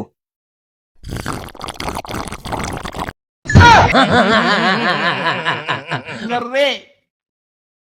Kamu paham nggak pertanyaanku? Seperti kamu Arti tadi penulis bertanya wahyu kepada apa? saya. Arti penulis wahyu tahu? Saya kan nanya itu. Saya tanyakan di mana Ustaz, Muhammad ketemu izin dengan Ustaz, Said saya bin nggak Salid. mau ikuti Kamu nggak bisa jawab ODGJ-nya kan? orang. Saya udah. Kamu nggak bisa jawab kan? Kamu nggak bisa jawab kan? Seperti kamu menanyakan kepada saya. Mana? Saya nggak Ngerti tanya nggak penulis wahyu. pertanyaan? Ini orang kayaknya udah. Saya ada masalah. tanyakan di mana Muhammad ketemu dengan Kalau aku Hasan bin Zaid. tunjukkan, kalau Mana aku mana ketemu tunjukkan. Muhammadnya? Mana? Apa nih orang kok malah aku ditunjuk? Ya, Kau mana? Emang kau siapa? Mana? Kok malah emosi kau? Kan itu pertanyaan Kau ini saya. bukan- Saya balikan kamu kelabakan. Ustaz Arif, aku Kamu kelabakan, aku bukan Kamu kelabakan, kelabakan, kan? tapi aku ya udah kau menang Kelabakan kau ODGJ kamu. ya. Bukan Kamu kelabakan, tapi aku nggak bisa menghadapi ODGJ. Penulis wahyu aja kok nggak paham. Penulis wahyu artinya orang yang menuliskan wahyu dari Nabi Muhammad. Lalu kau tanya kapan mereka bertemu? Kan gila kau. Konslet otaknya. Penulis wahyu aja kok nggak ngerti. Si Ripa punya penulis namanya Ayam. Si Ayam ini penulisku. Lalu kau tanya kapan si penulis ini bertemu dengan yang menyuruh nulis? Kan ODGJ kau. ODGJ kau Kristen. Muak lama-lama lihat sumber daya manusia Kristen ini kayak gini rusaknya. Serius. Penulis wahyu aja nggak paham. Kan stres kalian itu. Makanya kalian itu loh kebanyakan makan B2 kalian. Ngamuk-ngamuk pula. Jelas Nabi Muhammad itu si Zaid itu adalah penulis Nabi Muhammad nih. Kau tanya pula kapan mereka bertemu? Kan stres kau. Stres kau. Mabuklah kau mabuk kecebung sana. Udahlah kalau botol menang kau udah, aku kalah. Kau menang, botol kau. Botolmu aku kalah. Gila orang Kristen lama-lama serius. Pantaslah dulu zaman kegelapan di Eropa itu serius. Jujur nah, kau tanya tadi Nabi Muhammad kapan bertemu dengan Zaid bin Sabit. Naik lagi kau hantu. Untung aku temu dalilnya nih. Astagfirullahaladzim. Kayak gini lah. Mana naik-naik kau? Mana si Kristen koplak tadi? Nih, kau perhatikan ini. Kau tanya Nabi Muhammad kapan bertemu. Tenantu naik. Diam dulu yang lain. Ya, bentar. Kau tengok ini, Nabi Muhammad pernah bertemu dengan Rasulullah. Kau tengok ini hantu belau. Zaid bin Sabit menceritakan kepadanya bahwa mereka pernah sahur bersama Nabi Sallallahu Alaihi Wasallam. Hah? Si Zaid ini itu pernah makan sahur dengan Nabi. Udahlah kalau ODGJ jangan ngajak-ngajak. Nggak mau aku ikut-ikutan lah. Terganggu mentalku gara-gara menghadapi ODGJ ke kalian. Tanya pula, dah jelas dia penulis wahyu. Tanya pula, mana ketemu? Mana ketemu? Mana ketemu? Giliran mentang-mentang si Lukas kau klaim bertemu dengan Yesus padahal nggak pernah ketemu. Kau komparasi dengan data kami yang valid ini. Nggak kena tombak nih. Terpental aku. Bentar ya. lagi mati dan bangkit kembali nanti setelah 6 hari, bukan 3 hari, tapi 6 hari nanti tanggal 16 masih. Anda mari sekolah dulu lah untuk mendapat predikat nomor 1. Iya, jadi kebanyakan orang Kristen itu di awal-awal mereka, untung bang, aku nggak tahu Bang Weleng ini termasuk kategori itu ya. Di awal tuh mereka sok baik, sok ingin bertanya. Pada dasarnya ketika ke pojok, mereka kelihatan kejang-kejangnya, kesurupan ayannya masuk, langsung ayan depan kita. Begini loh Saya- tadi nih, aku mau tambahkan. Tadi kan Ya Bang. pertanyaannya tadi tentang Injil Lukas itu siapa kan? Kan belum Iya. terjawab itu, belum Belum selesai. terjawab. Kok larinya malah ke mana-mana seperti itu? Ya karena dia nggak bisa jawab Bang. Kalau dia Iya, dia itulah bisa makanya nggak bisa jawab. Oten itu kebiasaan muter-muter Dia kalau coba nggak tahu jawab kabur. itu. Aduh. Dan yang lucunya giliran saya tunjukkan data dia nggak terima data, kan lucu Oten nih. Ini Iya, Oten, malah untung sok-sok abang keras lagi. mudah-mudahan Kan? Iya. iya, kau cuma teriak-teriak mana kalakan Iya. udah aku bilang kau aja menang sudah. Iya, makanya itu Rasulullah- dibilang modal congor itu Kalau kalau begitu. Rasulullah bertemu dengan Zaid bin Sabit itu ya memang tiap hari ketemu. Ini tadi Beliau penulis wahyu kok. Zaid itu kan sekretarisnya Nabi kan gitu kan. Bahkan Penulis yang Nabi. memerintahkan, yang penulis. memerintahkan untuk menuliskan kalimat Bismillah itu kan Rasulullah kepada Zaid bin Sabit itu. Di hadis banyak itu. Nah, Kalau memang lucunya mau- dia, kita kasih data, Dia tolak. Dikira Dikasih data bukan lagi. satu zaman Ya. dikiranya. Dikiranya berapa ratus tahun yang lalu. Kemudian baru Said Zabin menulis Al-Quran. Bukan begitu, bukan kayak yang di Bible. Pak Jones mungkin bisa menanggapi, Pak Jones. Abangku, Pak Paham. Jones. Ya, bisa menanggapi barangkali, Pak Aku Jones. nggak banyak paham soal itu. Nggak masuk gue di ranah itu, nggak masuk. Aku lagi cari akun-akun yang bisa dipakai nih. Nggak paham gue soal itu. Bentar, aku cari akun dulu. Mana yang enak dipakai nih? Begini loh, kalau oteng-oteng itu kan nggak bisa jawab pertanyaan itu kebiasaannya muter-muter itu atau sok-sok keras, tapi ilmunya nggak ada lah. Kan ditanya apa jawabnya apa. Nah, aku mau nanya Pak Jones ini Welengri ini kan Kristen, kenapa berbeda dengan Pak Jones genomnya?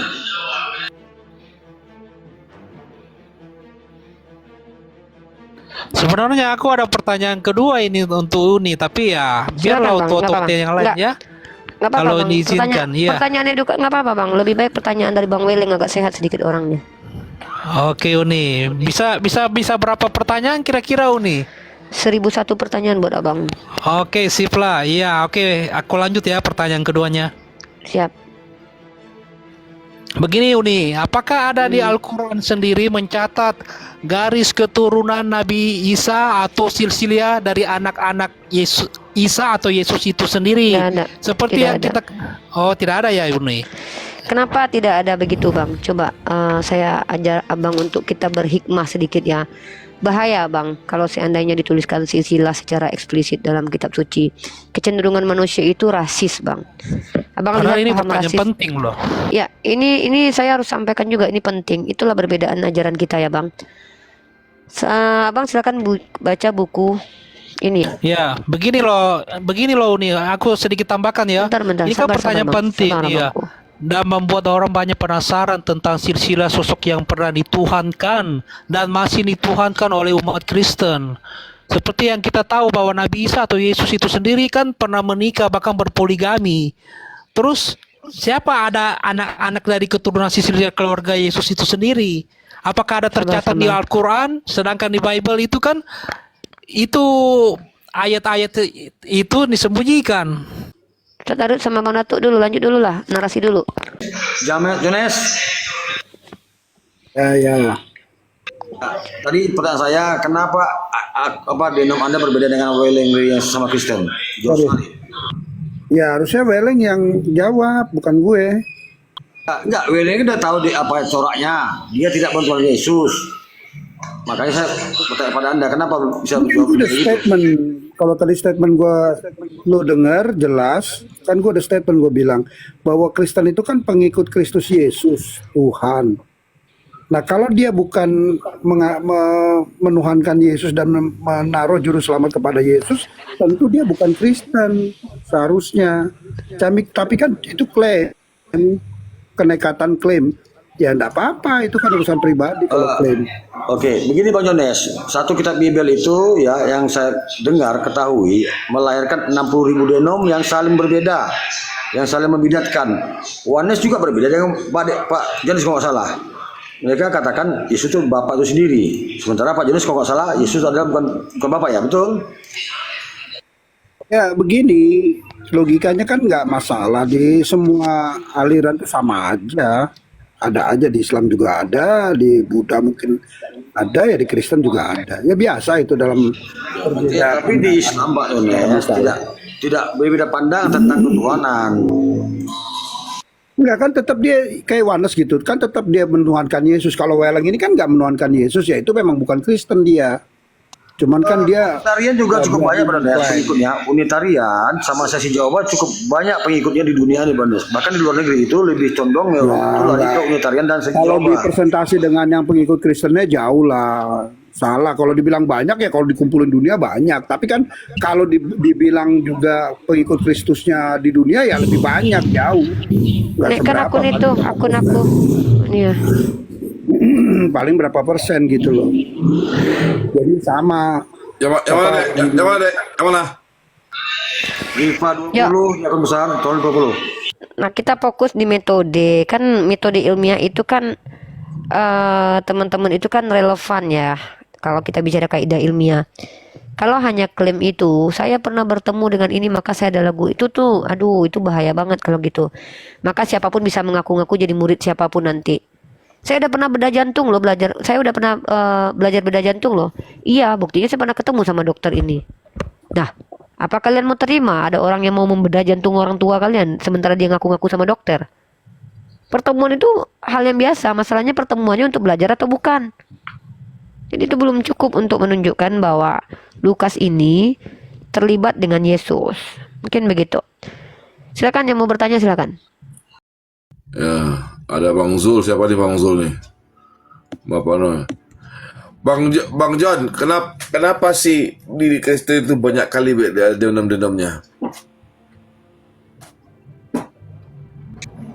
Ya, karena memang pemahaman masing-masing sih beda-beda. Kadang-kadang ada yang hewan gitu kan beda. Nah, Tapi kalau ditelusuri, kalau di Islam itu kita tidak ada perbedaan, yang ada perbedaan khilafiyah. Tapi kalau masalah ketuhanan kami umat Islam itu tidak pernah berbeda. ya sama. Di kekristenan juga sama. Cuman yang benar-benar beda itu tidak menuankan kan itu hanya sempalan kecil. Yang ya 0,0 sekian lah gitu. Oh gitu ya. Gak ada. Berarti kalau gitu, kalau saksi Yehova itu ya, itu kecil ya. kecil ya. Kecil sekali. Di kita aja kan enggak. Saksi Jehovah besar, itu pendanai bahkan dari Amerika ya. Saksi Jehovah, Unitarian sekarang gede di Eropa. Dan hari ini kita ketahui banyak orang-orang yang keluar dari Mantan Kristen. ini jauh lebih tahu kali. Udah terserah mantan lah. Saya udah jelasin, yang penting dari sisi kekristenan saya udah jelaskan. Pak Ya Nunes. susah kalau kamu bukan Kristen, kamu Ya, kita mengklaim. beda Pak Nunes. Kamu buka Datanya jawab di mana kecil. coba? Datanya di mana coba? Mana datanya? Ya buka Tapi aja di nggak coba. Google. Kok Google? Ah, ada aja. Setelah Katolik dan Protestan Nggak ada. Nah ini Jehovah. makanya kamu terlalu nekat menyimpulkan data lah di bawah-bawah. buka data aja di Google. Dan hari Nggak ini kita ada, ketahui gerejanya aja nggak ada. Itu cuma ada hari ini satu-satu. pendanaan dari Saksi Jehovah dan Unitarian itu dari Sinodenya nggak Amerika. ada. Aduh, kok bisa Aduh, banyak Pak di Nunes. mana? Kita kan bekerja di Indonesia ini pakai sinode. Sinodenya nggak ada dia. Gimana sih? Aduh, kamu tuh nggak masuk akal. Kadang-kadang ngobrolnya. Kita kalau mau ngeliat orang punya gereja jaringannya Data banyak, aja, tuh Pak sinodenya Nunes. jelas. Duh, ampun. Nggak, tapi ngotot gitu loh, dikasih tahu nggak? Ini tapi ngotot Ya, ini.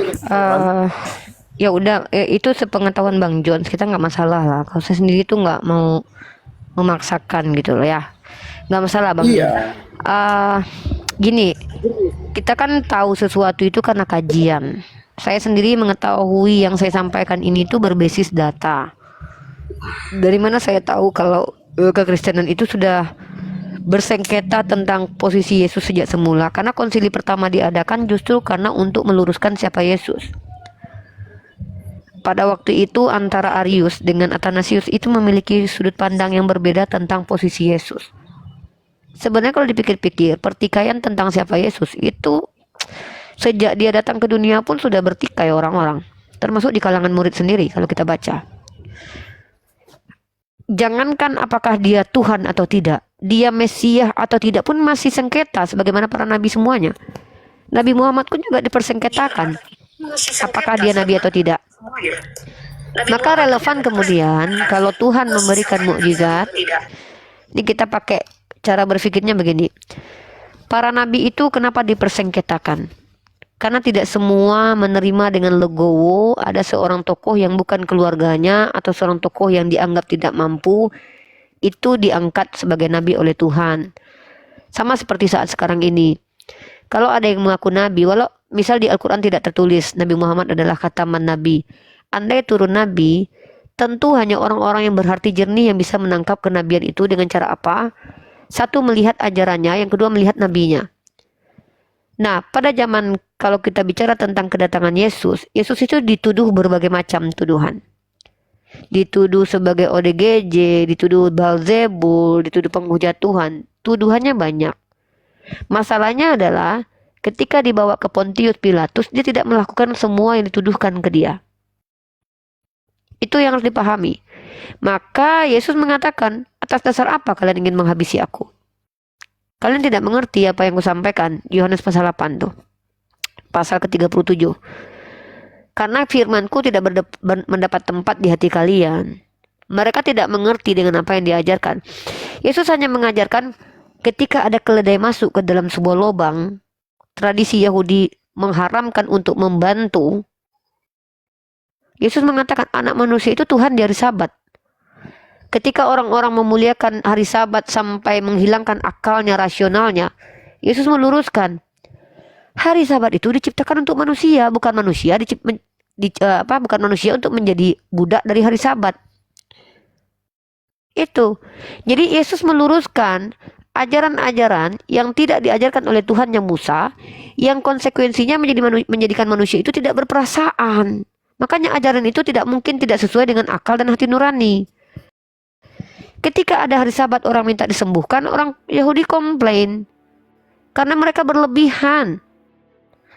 Kok Tuhan ngajarin supaya orang kuduskan hari Sabat, nggak boleh ngapa-ngapain, termasuk menyembuhkan orang sakit? Apa mungkin itu Tuhan yang ngajarin? Inilah Yesus meluruskan hari Sabat. Kalau ada orang sakit, kalau kalian mampu menyembuhkan, ini datanya nih ya. Nih saya kasih data. Ya, aturan Tuhan itu bukan membuat empati kita hilang, tapi bermanfaat buat kita dan orang lain. Bagaimana mungkin Tuhan mengajarkan sesuatu yang menjadi asbab kita tidak menghargai orang lain? Ini bukan Tuhan. Nah, Lukas pasal 13 nomor 10 sampai 17. Baca baik-baik. Pada suatu kali Yesus sedang mengajar dalam salah satu rumah ibadat pada hari Sabat. Di situ ada seorang perempuan yang telah 18 tahun dirasuk roh sehingga ia sakit sampai bungkuk punggungnya. Dan dia tidak dapat berdiri lagi dengan tegak. Ketika Yesus melihat perempuan itu, ia memanggil dia dan berkata padanya, "Hai ibu, penyakitmu telah sembuh." Lalu dia meletakkan tangannya di atas perempuan itu. Dan seketika itu juga berdirilah perempuan itu dan memuliakan Elohim. Tetapi kepala rumah bidat gusar karena Yesus menyembuhkan orang pada hari Sabat nih. Perhatikan ini baik-baik. Perhatikan ini baik-baik. Orang Yahudi nggak rela Yesus menyembuhkan orang di hari Sabat karena dianggap Yesus melanggar hari Sabat. Padahal yang namanya aturan Tuhan bukan membuat manusia menjadi zolim, tapi aturan Tuhan itu bermanfaat untuk kita dan juga orang lain, kecuali Tuhannya iblis. Lalu dia berkata kepada orang banyak, ada 6 hari untuk bekerja. Karena itu datanglah pada salah satu hari itu untuk disembuhkan dan jangan pada hari Sabat. Marah orang Yahudi. Tetapi Yesus menjawab dia, katanya, "Hai orang-orang munafik." Jadi orang-orang seperti ini dikatakan munafik. Bukankah setiap orang di antaramu melepaskan lembunya atau keledainya pada hari Sabat dari kandangnya dan membawanya ke tempat minuman? Nih Yesus mengkritisi orang Yahudi. Giliran kalian, lembu kalian keluarkan dari Sabat. Giliran aku menyembuhkan orang lain, kalian komplain. Bukankah perempuan ini yang sudah 18 tahun diikat oleh iblis harus dilepaskan dari ikatannya karena ia adalah keturunan Abraham? Hukum Yahudi yang diselewengkan, yang mengatakan bahwa itu ajaran Musa, tapi itu adalah tradisi yang mereka buat sendiri, itu menjadi asbab zolim kepada orang lain, jahat. Udahlah Sabat aja. Kalau bisa hari itu kau membantu orang lain, kenapa kau nunggu hari lain? Inilah kenapa Yesus dikatakan menggenap. Itu kenapa dikatakan bahwa Yesus itu menggenapi hukum Taurat, bukan meniadakan. Menggenapi, tahu nggak sih arti esensi kata menggenapi? Kalau kita pakai bahasa Indonesia, kenapa padanannya menggenapi? Kalau ada ganjil, kalau tidak dikurangi, kalau tidak ditambahkan baru genap. Dikurangi 1 jadi 2 genap, ditambah 1 lagi jadi 4 genap. Jadi kalau menggenapi itu tidak sama dengan meniadakan. Di Kristen disalahpahami karena mengikuti ajaran Paulus. Yesus di sini mengkritisi hukum yang mengatasnamakan Tuhan tapi bukan Tuhan. Kenapa? Karena Yesus datang dari Tuhan. Para nabi itu datang untuk meluruskan ajaran yang tadinya diajarkan lurus, diselewengkan. Diajarkan lurus, makanya Farisi Saduki itu dikatakan sekte sesat. Saduki Farisi dikatakan sesat karena dia mengada-adakan aturan mengatasnamakan Tuhan seperti Kristen. Kenapa saya katakan Kristen itu mengatasnamakan Tuhan tapi sesat? Karena mengaku menuhankan Tuhannya Abraham, tapi Tuhannya Abraham bukanlah Tuhan dia. Nah, jadi kalau kita bicara di tataran ini, yang namanya Yesus itu bukan membatalkan hukum Tuhan, tapi meluruskan hukum yang diselewengkan oleh orang-orang Yahudi dan juga memberikan hukum yang relevan untuk kaumnya Nabi Isa sendiri. Ini dasarnya. Kecuali kalian akui seperti Paulus bahwa Tuhan memberikan hukum Taurat untuk kutukan. Nah, silakan kalian konsisten. Apakah kalian mau mengakui Tuhan memberikan hukum untuk merugikan manusia? Maka hilang sudah maha kasihnya. Giliran manusia nggak sanggup ikuti hukum itu, dikasih dosa. Ini macam apa? Tahu-tahu dia tahu manusia nggak bisa jalankan, dia mati sendiri. Ini mau Tuhan apa ini? Mau Tuhan apa? Dia yang kasih hukum. Apakah hukum itu dia berikan untuk membebani manusia? Maka Al-Quran menjawab. Allah dalam surah Al-Baqarah, perhatikan diksi Al-Quran sangat sempurna ya. Surah Al-Baqarah adalah salah satu surah di mana di dalamnya banyak perintah dan larangan, perkara haji, perkara puasa, perkara sholat, perkara menikah. Surah Al-Baqarah adalah surah yang paling banyak memuat kaidah hukum.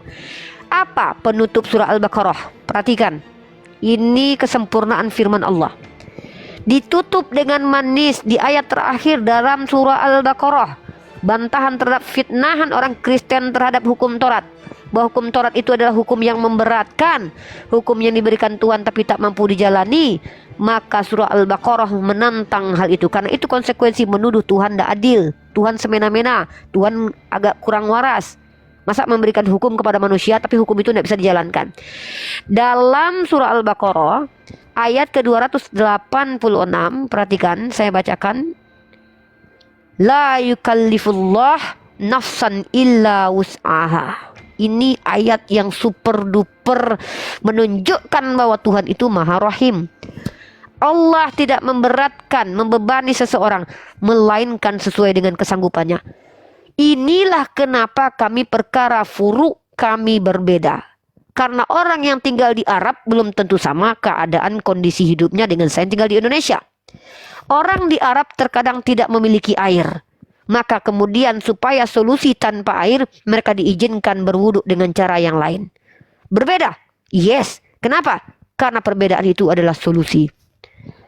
Ketika dalam mazhab Imam Maliki bersentuhan dengan istri itu, misalkannya boleh, tapi dalam tidak membatalkan wudhu. Tapi dalam Imam Syafi'i boleh. Kenapa? Karena pada dasarnya semua tergantung konsekuensi. Ketika tersentuh istri, muncul birahi dalam dada, keluar cairan, maka batal wudhu. Apakah semua laki-laki begitu? Tidak. Maka ada perbedaan mazhab, ada perbedaan pola pikir. Apakah mereka punya dalil yang sama? Ada dalilnya semua? Ada. Tapi kalau perbedaan dalam iman Kristen, ini berkaitan tentang siapa Yesus.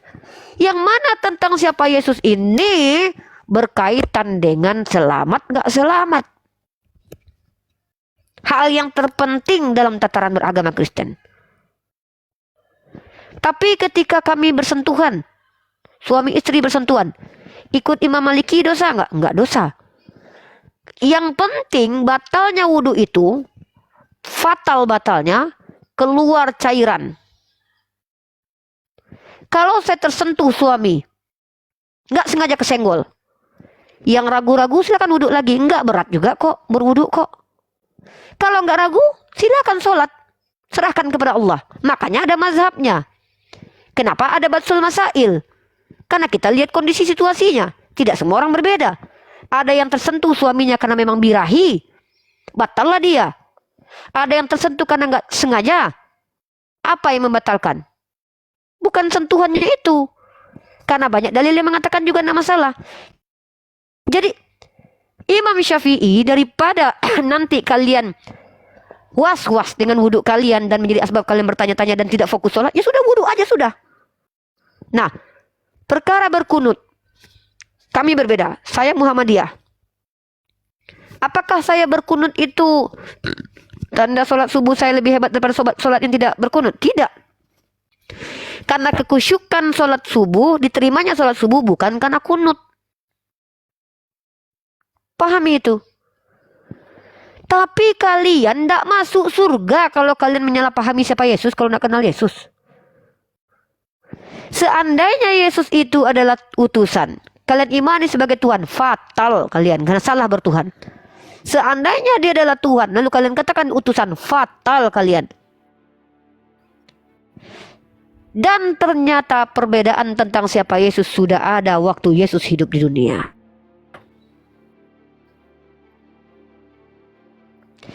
Artinya perdebatan antara Islam dan Kristen bukan sesuatu yang baru diada-adakan oleh umat Islam karena kecenderungan tidak suka dengan agama Kristen, no. Tapi melanjutkan polemik yang sudah ada bahkan dalam internal Kristen sendiri. Itu Bang Jones, perbedaan dalam Islam dan juga Kristen. Bukan menyangkut hal krusial. Wallahu a'lam bishawab. Lanjut. Ya, Oni, ini ada Gus DF ini, dia tadi tapping di bawah. Ya. Silakan Gus DF Kristen ya. Ya, waalaikumsalam. Oh, si Dev. Ya. Silakan Dev. Oke. Anda mau berdiskusi atau gimana? Kamu itu Rifa selalu membahas Alkitab, ya. Kamu nggak ngerti Alkitab, nggak usah dibahas, ya. Yang kedua, kamu siapa yang melarang saya? Sebentar. Yang kedua, kamu siapa? Tunggu, kamu siapa yang melarang saya? Kamu sudah gagal paham. Kamu siapa yang melarang saya? Sebentar, kamu ya. siapa yang melarang saya? Kamu Saya siapa cuma yang melarang saya? ingatkan. Kamu siapa yang melarang Iya, saya? Saya pernah dengarkan pinjam duit sama dulu. kamu? Pernah Jangan kasih makan panik. saya nggak? Dengarkan Nah, dulu ya. saya nggak panik. Saya justru geli dengan orang yang ngatur-ngatur saya. Saya Itulah merdeka. kalian Islam. Saya bayar pajak. Ketika Loh, Kristen kamu membahas kitab POC. kalian, dianggap penistaan. Karena kalian memfitnah. Oke. Kalian nggak punya ilmu. Saya punya ilmu. Oke, Saya sekarang punya saya ilmu. tanya kamu. Ilmu Dari- yang saya gunakan Bentar. untuk membaca kitab Nah, kalian kan terjemahan. takut Karena kan kalian pun ditanya. lakukan itu. Oh. Sebentar, Saya saya tanya tanya, kamu. kamu siapa melarang saya membaca Bible? Siapa kamu? Bukan dilarang membaca, tetapi Saya dilarang tanya, menafsir kalau nggak apa ngerti. Tunjuk, apa yang saya tafsir? Coba, apa Loh, arti tadi tafsir? kamu Silakan. membahas Apa? hukum Arti Taurat. tafsir apa? Kamu Arti bahas tadi tafsir hukum Taurat. apa? Sebentar, kau diam Arti dulu. No. Gantian. Enggak kau yang udah turun. Turunkan. Takut. Turunkan. Jijik, ya. Iya, jijik. Silakan lanjut yang lain, ya. Ya, kita di sini tidak ada ya, ada yang panas di bawah, dipanas di bawah. Jadi kita di sini tidak ada menyerang pribadi ya, menyerang pribadi di sini. Ya, kita tidak ada menyerang ad hominem di sini. Nggak ada penyerangan pribadi di sini. Ya, Oke, gini. John, ya gimana John? Ya, saya coba tanggapi ya begini ya. Jadi pemaparan Rifa tadi oke lah tentang bagaimana duduk perkara Yesus itu, saya kira udah betul bahwa Yesus memang menggenapi, cuma mungkin ada sedikit yang kurang tepat, ya itu wajar lah karena kamu kan tidak mengimani itu. Nah jadi menggenapi itu di dalam hal ini menyempurnakan. Makanya kalau hukum Taurat itu Rasul Paulus betul, karena kalau hukum Taurat itu masih terpakai, Kristen itu akan pakai dua, dan kamu tidak mengacu pada Yesus akhirnya. Nah itu yang tidak bisa, dan pada kenyataannya ketika Yesus hadir itu memang segala sesuatunya kita sudah mengacu pada Yesus. Bahkan hukum Taurat pun kita harus tinggalkan, kita harus mengacu pada Yesus. Kalau soal Yahudi dia pakai hukum Taurat itu urusan Yahudi, bukan urusan kita. Karena memang Kristen itu kan buah rahim dari Yahudi. Itu mau tidak mau, suka tidak suka, memang itu buah rahim dari Yahudi. Jadi kalau ke Yahudian masih pakai Taurat, ya artinya dia plek ngikutin Taurat, ya itu urusan dia. Kita kekristenan sudah ikutin Yesus, tidak ikutin Taurat lagi. Kita ikutin Yesus yang disempurnakan oleh Yesus. Karena dalam ajaran kasih Yesus itu sudah value-nya dinaikkan dari hukum Taurat. Jadi lebih kepada hukum kasih. Nah value ini yang tadi Bu Rifa sudah tepat tuh katakan Yesus lebih soft. Kalau di dalam, dan pembatalan itu bukan karena kalau hukum Ten Commandment itu sebenarnya tetap. Itu sebenarnya udah hukum Allah. Cuman kan yang lainnya tuh saya kira itu yang ditambahkan oleh para leluhur Yahudi. Nah itu yang saya kira akhirnya memberatkan mereka sendiri. Contoh misalnya jangan mencuri, itu kan benar, sudah jangan mencuri memang nggak boleh, itu hukum Tuhan. Tapi punishment-nya itu harus dipotong tangan. Itu kan tidak masuk. Apa kalau masih hidup sampai sekarang masih zaman barbar begitu kan tidak mungkin. Nah, itu yang sudah terlihat oleh Yesus di saat Yesus hadir. Halusinasi. Dan itu tidak mungkin dilaksanakan oleh Yahudi. Nah itu tapi hukum itunya kan yang dibuat oleh punishment-nya itu kan bukan ranah Allah. Allah cuma mengilat hukum Ten Commandment-nya dia bikinkan. Ini kamu nggak boleh ini. Tapi punishment-nya seperti apa itu nggak dijelaskan oleh Allah. Lalu siapa yang jelaskan ini? Ya itu tua-tua orang Yahudi, leluhur mereka. Nah itu memberatkan mereka menjalankan, akhirnya jadi kutuk. Hukum itu jadi kutuk, akhirnya terlihat. Begitu loh. Nah makanya Rasul Paulus itu dengan cermat dia melihat itu dengan duduk perkara yang presisi betul melihat itu. Ya jadi Yesus itu tepat dia mengajarkan hukum kasihnya masuk dengan hukum kasih. Dan kami kekristenan jelas Kristen adalah pengikut Yesus Kristus. Ya kita sudah tidak mengarah lagi dengan perjanjian lama yang Ten Commandment, yang Ten Commandment tetap pakai, cuman lebih dinaikkan value-nya oleh Yesus dengan hukum kasih. Tetapi yang punishment-nya itu kita tidak ikut lagi. Jadi secara the whole itu hukum Taurat itu sudah tidak terpakai. Jadi kita mengacu pada hukum Yesus yang hukum kasih itu yang sebenarnya embrionya dari hukum Taurat memang. Tapi value dinaikkan oleh Yesus. Bohong. Nah itu kalau mau lihat kecerdasan dari apa hukum kasih Yesus. Nah makanya kita semua mengacu pada Yesus. Makanya Rasul Paulus dengan tepat. Kalau dia tidak tepat, itu satu logika dasar, dia tidak akan dikanonikan di dalam kitab. Kita pegangan hidup orang Kristen. Itu satu pasti patokan itu. Nah makanya mungkin kita nggak paham apa pemajaran Rasul Paulus, apa pengajaran Yesus. Nah, garis benang merah ini yang kamu nggak paham, jadi akhirnya kamu merasa Paulus bertentangan, padahal tidak. Karena kalau dia bertentangan, pasti nggak akan dikanonikan apa semua itu. Kita nggak mengerti, bapak-bapak gereja mengerti, gitu ya. Jadi saya kira bentar kan tadi Uni Rifa panjang lebar kita nggak bisa, udah kan. Sebentar saya nanya doang. Kalau jelaskan belum teman saya dulu. Nah jadi ketika kita Yesus hadir itu memang sudah selesai. Makanya di Matius 5 ayat 18 itu dikatakan sampai sebelum semua terjadi. Karena semua terjadi itu perkataan Yesus dalam khotbah di bukit itu mengarah pada penyalipan. Makanya di Yohanes 19 ayat berapa itu 37 ya kalau tidak salah itu di terakhir dia bilang katakan setelah dia minum anggur asam itu dia dipoleskan, dia katakan sudah selesai karena selesai semua pekerjaan dia di dalam dunia ini. Itu selesai dia sudah. Gitu. Nah, dengan artinya hukum-hukum itu langsung beralih kepada hukum kasih yang diajarkan, tidak lagi mengikuti hukum Taurat yang sudah diajarkan pada leluhur Israel, Yahudi. Gitu. Saya kira itu dulu lah saya. Oke, saya tangkap 5 poin ya. Karena terlalu panjang saya tangkap 5 poin. Saya mau tuh kita satu-satu tapi nggak apa-apa lah. 1. Yesus menyempurnakan. Berarti kalau Yesus menyempurnakan, Anda menyepakati kalau Tuhan Bapa memberi hukum kepada Bani Israel itu tidak sempurna? Silakan dijawab. Saya konfirmasi, saya tidak minta penjelasan. Ini konfirmasi. Silakan bangun retorika lagi mungkin kalau mau menjelaskan. Statement adalah, statementnya adalah Yesus menyempurnakan. Kalau Yesus menyempurnakan, artinya hukum Taurat tidak sempurna. Itu apakah Anda sepakati? Silakan. Oke, bukan saya jelasin ya. Jawaban itu saya jelaskan begini. Ten Commandment itu sempurna, perfect. Hanya tadi kan dia detailnya dia tidak ada di situ. Sebentar dulu Rifa, kamu harus sabar dulu. Enggak, tadi kan waktu Anda sudah. Ini kan waktu saya. Saya cuma konfirmasi. Bukan begini. Konfirmasi itu sistemnya gini loh. Gak usah konfirmasi, nanti saya jawab dalam narasi sama saya. Sama seperti ini. Saya makan ikan. Ketika Anda waktu itu saya sudah makan ikan. Supaya saya lebih jelas menangkap poinnya. Karena kita berbicara tentang jenis-jenis ikan. Saya akan konfirmasi. Pak, ikan yang Anda makan itu jenisnya lele atau mujair?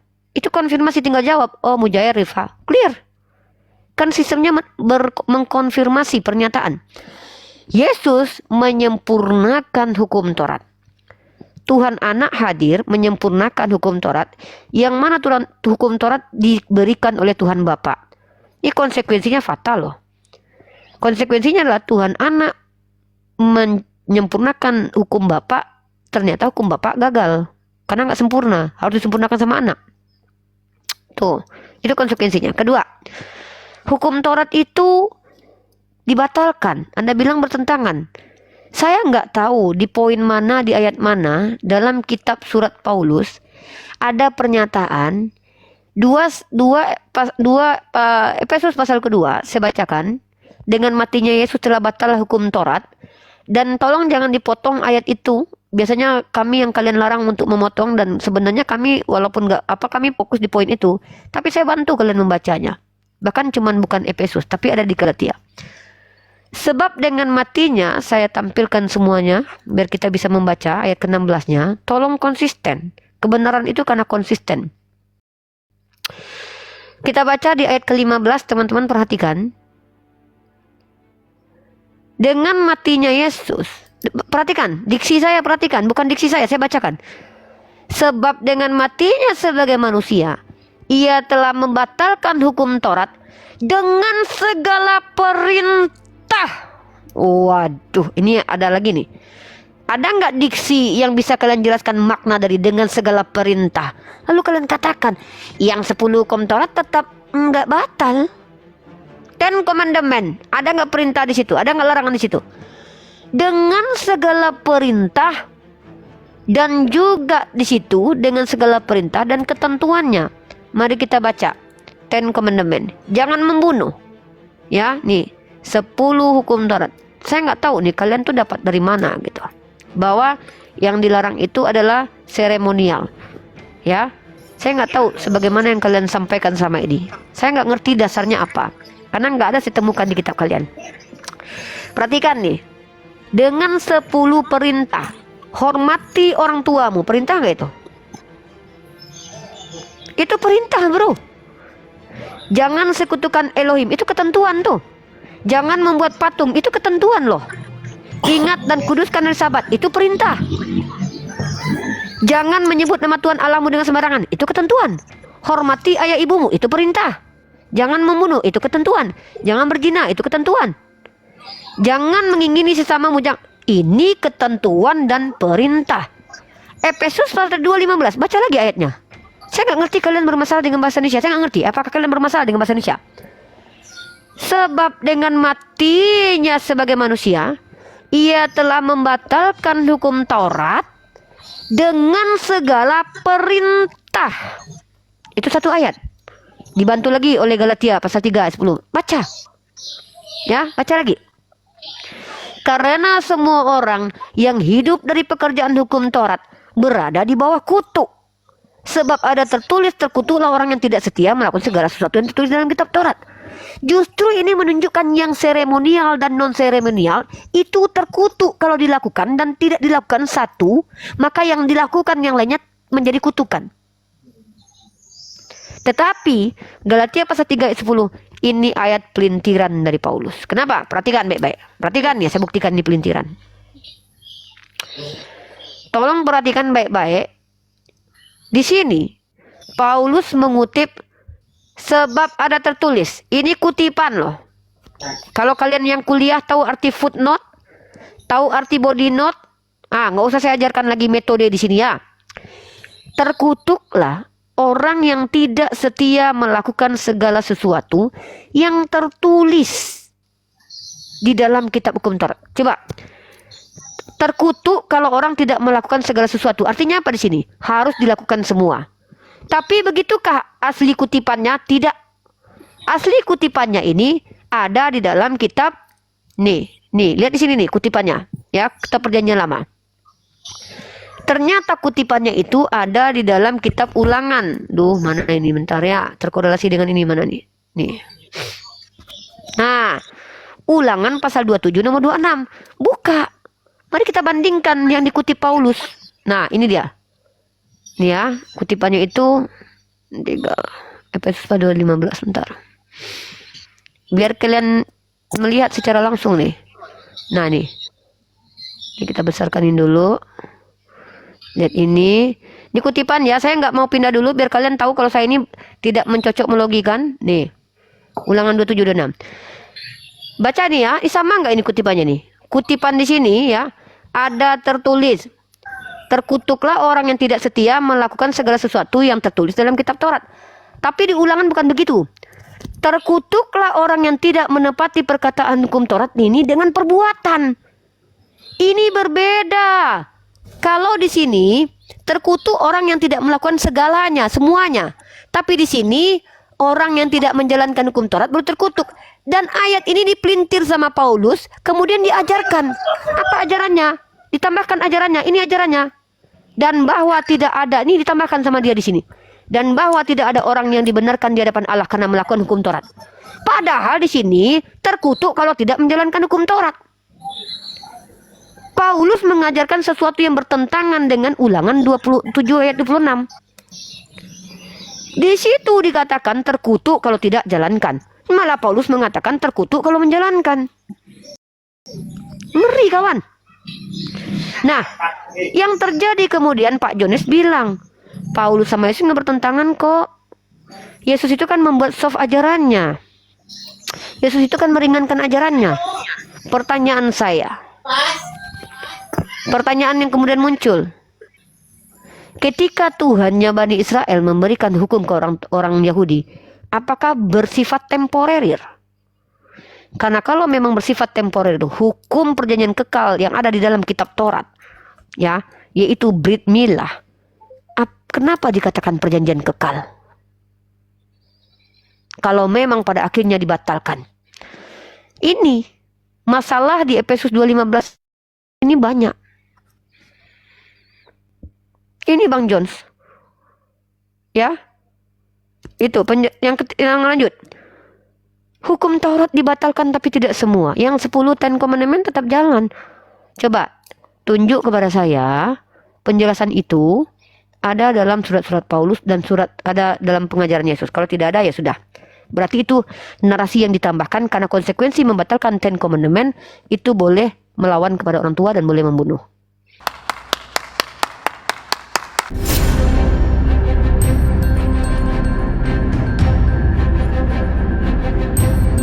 The religion of Jesus was Islam.